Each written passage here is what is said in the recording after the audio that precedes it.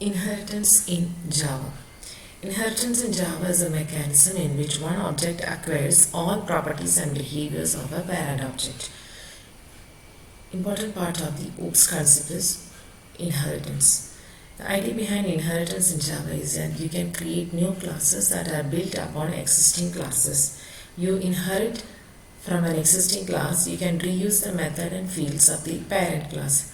Moreover, you can add new methods and fields in your current class also. Inheritance എന്ന് പറഞ്ഞു കഴിഞ്ഞാൽ എന്താണ്? Inheritance എന്ന് പറഞ്ഞു കഴിഞ്ഞാൽ നമ്മൾ ഓൾറെഡി ഡിഫൈൻ ചെയ്ത ഒരു ക്ലാസ്സിൻ്റെ പ്രോപ്പർട്ടീസ്, അതായത് മെത്തേഡ്സ് ആകാം, വേരിയബിൾസ് ആകാം, നമുക്കത് വേറെ എവിടെ വേണമെങ്കിലും യൂസ് ചെയ്യാം. അത് വേറെ എവിടെ യൂസ് ചെയ്യുന്നതെന്ന് വെച്ച് കഴിഞ്ഞാൽ ആ ഒരു പെർട്ടിക്കുലർ ക്ലാസ്സിൻ്റെ ഫീച്ചേഴ്സ് നമ്മളത് ഇൻഹെറിറ്റ് ചെയ്യുന്നു.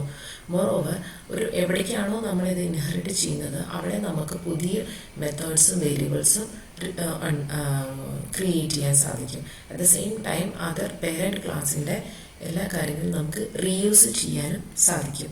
ഈ ഒരു പ്രതിഭാസത്തിനെയാണ് നമ്മൾ ഇൻഹെറിറ്റൻസ് എന്ന് പറയുന്നത്. Inheritance represents a relationship, which is also known as parent-child relationship. എന്തിനാണ് നമ്മൾ ജാവയിൽ ഇൻഹെറിറ്റൻസ് യൂസ് ചെയ്തിട്ടുള്ളത്? Why use inheritance in Java? Method over riding അല്ലെങ്കിൽ റൺ ടൈം പോളിമോർഫിസമും കോഡ് റീയൂസബിലിറ്റിക്ക് വേണ്ടിയിട്ടാണ് മെയിൻലി ജാവയിൽ ഇൻഹെറിറ്റൻസ് യൂസ് ചെയ്യുന്നത്. കോഡ് റീയൂസബിലിറ്റി ഞാൻ പറഞ്ഞു കഴിഞ്ഞു. എന്താണ് കോഡ് റീയൂസബിലിറ്റി? പേരൻറ്റ് ക്ലാസ്സിലെ മെത്തേഡ്സ് ആൻഡ് വേരിയബിൾസ് നമുക്ക് ഏത് ക്ലാസ്സിലോ അത് ഇൻഹെറിറ്റ് ചെയ്യുന്നു, ഏത് ചൈൽഡ് ക്ലാസ്സിലോ വേണമെങ്കിലും നമുക്കത് റീയൂസ് ചെയ്യാൻ സാധിക്കും. വീണ്ടും വീണ്ടും അത് നമ്മൾ ക്രിയേറ്റ് ചെയ്യേണ്ട കാര്യമില്ല. ഇനി മെത്തേഡ് ഓവർ റൈഡിങ് എന്ന് പറയുന്നത്, നമ്മളിപ്പോൾ ഒരു മെത്തേഡ് പേരൻറ്റ് ക്ലാസ്സിൻ്റെന്ന് വിചാരിക്കുക, ആ മെത്തേഡ് ചൈൽഡ് ക്ലാസ്സിൽ വിത്ത് ന്യൂ ഫീച്ചേഴ്സ് നമുക്ക് റീക്രിയേറ്റ് ചെയ്യാൻ സാധിക്കും. അങ്ങനെ ഒരു പ്രതിഭാസത്തിനെയാണ് നമ്മൾ മെത്തേഡ് ഓവർ റൈഡിങ് എന്ന് പറയുന്നത്. അതായത് ഓൾറെഡി ഡിഫൈൻഡ് മെത്തേഡ്സിനെ വീണ്ടും ചൈൽഡ് ക്ലാസ്സിൽ ഡിഫൈൻ ചെയ്യുമ്പോൾ with new features, then it is known as method overriding. General terms used in inheritance. Class എന്ന് പറയുന്നത് group of objects. Subclass അല്ലെങ്കിൽ child class is a class which inheritance the other class. ആ other ക്ലാസ്സിനെയാണ് നമ്മൾ parent class അല്ലെങ്കിൽ superclass എന്ന് പറയുന്നത്. സബ് ക്ലാസ്സിനെ നമുക്ക് അല്ലെങ്കിൽ ചൈൽഡ് ക്ലാസ്സിനെ പറയുന്ന ഡിറൈവ്ഡ് ക്ലാസ് അല്ലെങ്കിൽ എക്സ്റ്റെൻഡഡ് ക്ലാസ് എന്ന് പറയും. സൂപ്പർ ക്ലാസ് അല്ലെങ്കിൽ പേരൻറ്റ് ക്ലാസ്സിനെ നമ്മൾ ബേസ് ക്ലാസ് അല്ലെങ്കിൽ പേരൻറ്റ് ക്ലാസ് എന്നും പറയാറുണ്ട്. കോഡ് റീയൂസബിലിറ്റി എന്ന് പറയുന്നത്, as A name specifies, reusability is a mechanism which facilitates you to reuse the field and methods of the existing class when you create a new class. You can use the same field and methods already defined in the previous class. ഇനി syntax of Java inheritance. എങ്ങനെയാണ് Java കോഡിൽ നമുക്ക് inheritance ചെയ്യാമെന്നുള്ളത് നമുക്ക് നോക്കാം. Extends എന്ന keyword use ചെയ്തിട്ടാണ് നമ്മൾ inheritance ചെയ്യുന്നത്. സബ് ക്ലാസ് സിൻടാക്സ് ഇതാണ്. ക്ലാസ് കീവേഡ്, അത് കഴിഞ്ഞിട്ട് സബ് ക്ലാസ് നെയിം, ഏതാണോ നമ്മുടെ ചൈൽഡ് ക്ലാസ് ആ ചൈൽഡ് ക്ലാസ്സിൻ്റെ പേര് കൊടുക്കുക. എക്സ്റ്റെൻസ് സൂപ്പർ ക്ലാസ് നെയിം, അതായത് ഏതാണോ പേരൻറ്റ് ക്ലാസ് ആ പേരൻറ്റ് ക്ലാസ്സിൻ്റെ നെയിം ഇവിടെ കൊടുക്കുക. അതിനുശേഷം ബ്രാക്കറ്റ്സ് അല്ലെങ്കിൽ പാരൻതസിസ് ഓപ്പൺ ചെയ്തിട്ട് സബ് ക്ലാസ്സിൻ്റെ മെത്തേഡ്സും ഫീൽഡ്സും നമുക്കിവിടെ സ്പെസിഫൈ ചെയ്യാവുന്നതാണ്. എക്സ്റ്റെൻസ് കീവേഡാണ് നമ്മൾ പുതിയ ക്ലാസ് ഡെറിവേഷൻ വഴി എക്സിസ്റ്റിംഗ് ക്ലാസ്സിൽ നിന്ന് ഡിറൈവ് ചെയ്യുന്ന നമ്മൾ പുതിയ ക്ലാസ്സിനെ ക്രിയേറ്റ് ചെയ്യാൻ ഉദ്ദേശിക്കുന്ന എക്സ്റ്റെൻസ് കീവേഡ് വെച്ചിട്ടാണ്. Increase the functionality. Extends meaning increase the functionality.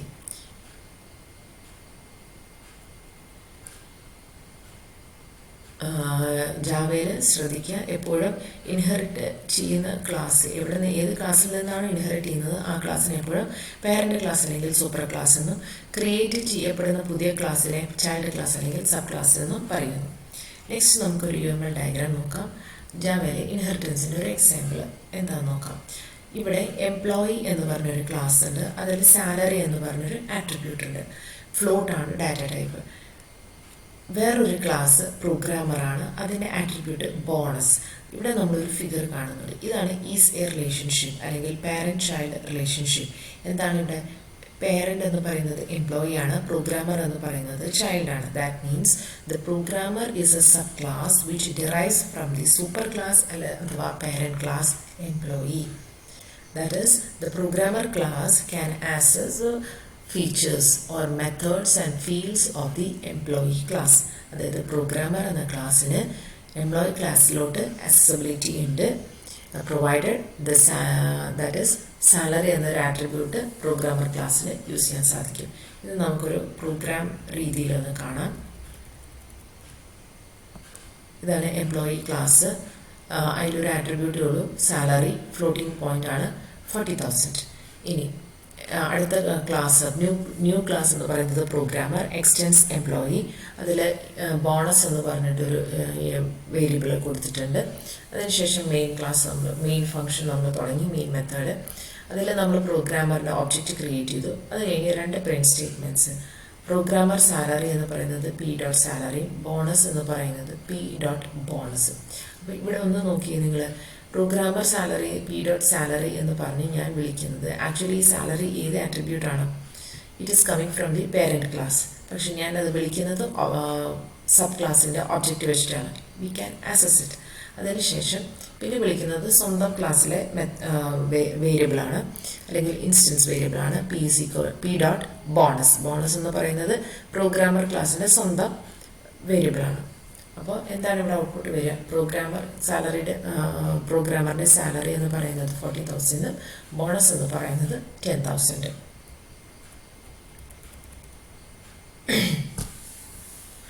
ഇനി ടൈപ്സ് ഓഫ് ഇൻഹെറിറ്റൻസ്. ജാവയിൽ മെയിൻലി 3 ടൈപ്സ് ഓഫ് ഇൻഹെറിറ്റൻസ് ആണ് സപ്പോർട്ട് ചെയ്യുന്നത്.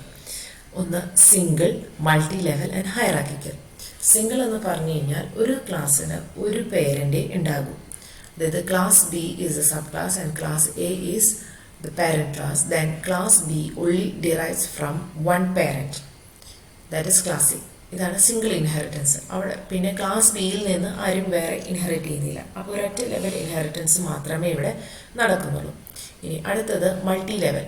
മൾട്ടി ലെവൽ എന്ന് പറയുന്നത് ഇവിടെ ഒരു മൾട്ടിപ്പിൾ ടൈംസ് ഇൻഹെറിറ്റൻസ് നടക്കുന്നുണ്ട്. മൾട്ടിപ്പിൾ ടൈംസ് അല്ലെങ്കിൽ മൾട്ടി ലെവൽ ഇൻഹെറിറ്റൻസ് പോകുന്നുണ്ട്. അതായത് ക്ലാസ് എ എന്ന് പറയുന്നത് സൂപ്പർ ക്ലാസ് ആണ്. ക്ലാസ് എയിൽ നിന്ന് ക്ലാസ് ബി ഡിറൈവ് ചെയ്യുന്നു. വീണ്ടും ക്ലാസ് ബിയിൽ നിന്ന് വേറൊരു ക്ലാസ് സി ഡിറൈവ് ചെയ്യുന്നു. ഈ ഒരു രീതി പോകുന്നതിനെയാണ് നമ്മൾ മൾട്ടി ലെവൽ. ഇനി ക്ലാസ് സിയിൽ നിന്ന് വേറൊരു ക്ലാസ് ഡിറൈവ് ചെയ്യുന്നുണ്ടെങ്കിൽ അത് മൾട്ടി ലെവൽ തന്നെയാണ്.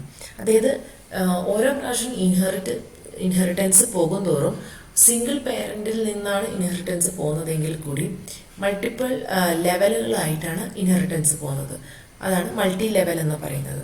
ഹൈറാർക്കിക്കൽ എന്ന് പറയുന്നത് ഒരു പേരന്റ് ക്ലാസ്സിന് മൾട്ടിപ്പിൾ സബ് ക്ലാസ്സോ ചൈൽഡ് ക്ലാസ്സോ ഉണ്ടാവുന്നത്.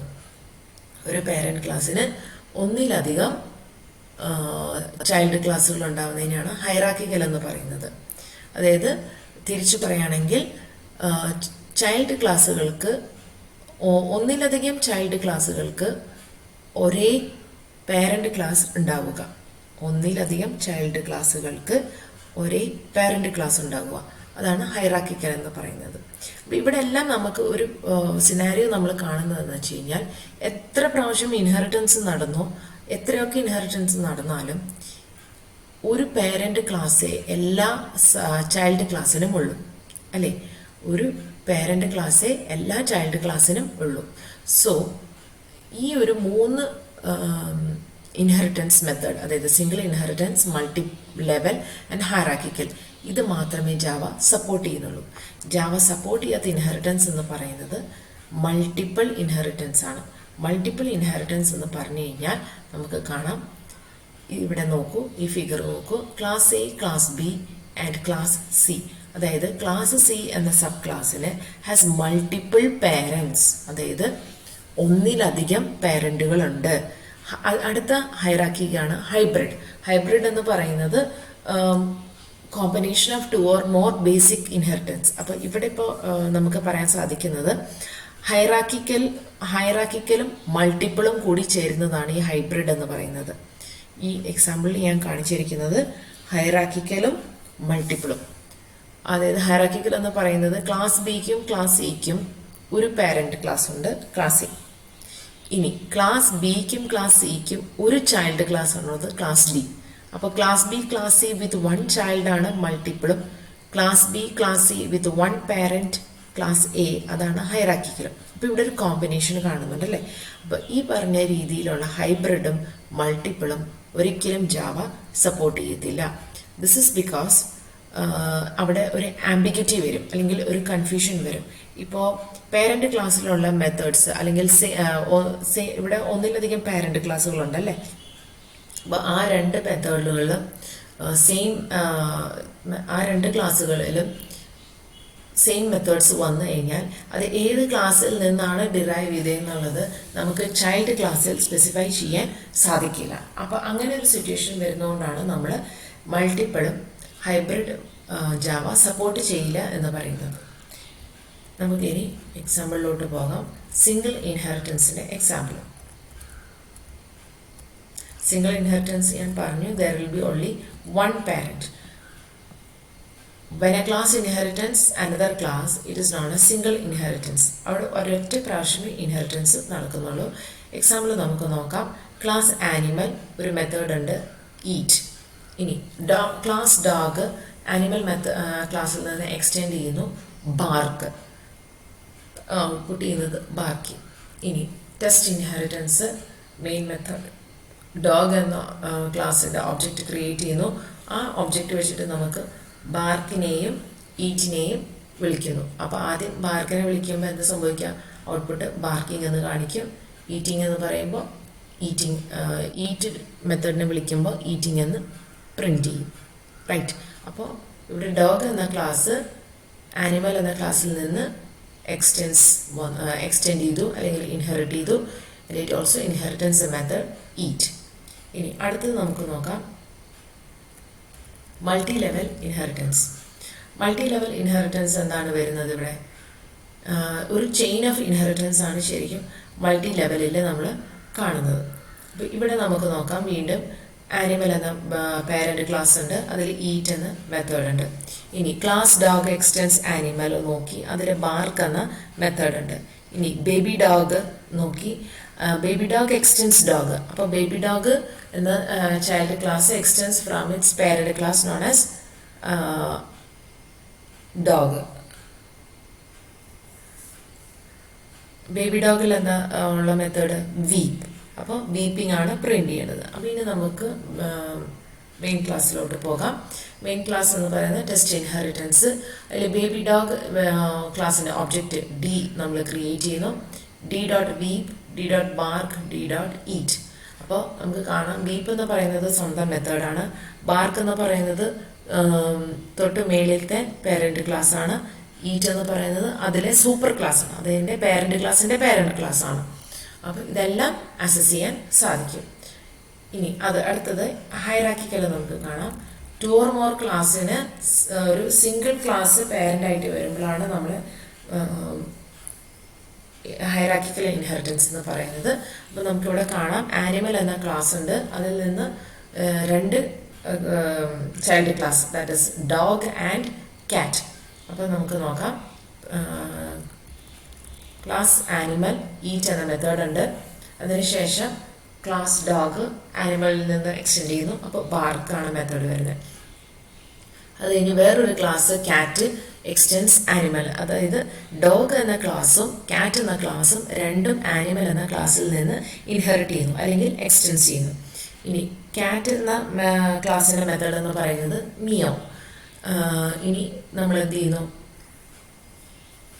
മെയിൻ ക്ലാസ്സിൽ ക്യാറ്റ് എന്ന ഓബ്ജക്റ്റിനെ വിളിക്കുന്നു, ക്യാറ്റ് സി. അപ്പോൾ C dot meow, C dot eat. C dot ബാർക്കിനെ വിളിക്കാൻ സാധിക്കില്ല, ബിക്കോസ് സി ഡോട്ട് ബാർക്ക് എന്ന മെത്തേഡ് വരുന്നത് ഡോഗിൻ്റെ ക്ലാസ്സിലാണ്. ക്യാറ്റ് സി എന്ന് പറയുന്നത് ക്യാറ്റ് എന്ന ക്ലാസ്സിൻ്റെ ഒബ്ജക്റ്റ്, അതിന് ഡോഗ് ക്ലാസ്സിലോട്ട് ആക്സസിബിലിറ്റി ഇല്ല.